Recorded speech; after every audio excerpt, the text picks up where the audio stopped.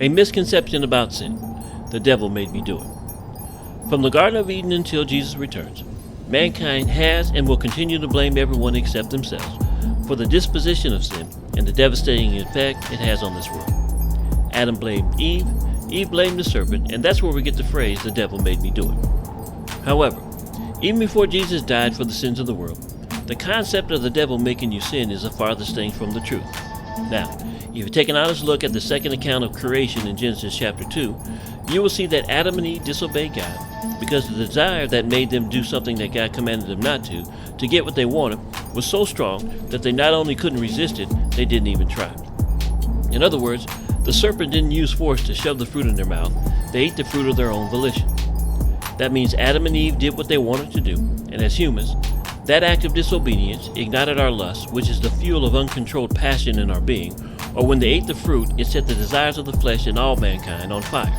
James chapter 1 verses 14 through 15 puts it this way: But each person is tempted when he is lured and enticed by his own desire.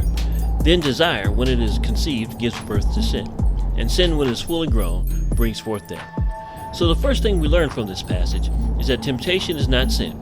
The second thing we learn is that temptation pours more fuel on our lust or on the uncontrolled desires of our flesh. The third thing we learn is that temptation and desire conspire together to make you sin. The fourth thing we learn is that sin is not a power, it is the outcome produced after being dragged away or lured by desire because of temptation. The more you sin, the more you have to, and that have to is called the disposition of sin, and that disposition corrupts the world, corrupts our lives, and causes death both spiritually and physically. Having learned on that, however, the most important lesson to be learned in this passage of Scripture is that each person is responsible for their own sin. In other words, it's our own fault that we sin. Period. According to 1 John chapter 2, verse 16, we are tempted through the lust of the flesh, the lust of the eyes, and the pride of life, which is the disposition of sin that loves the world.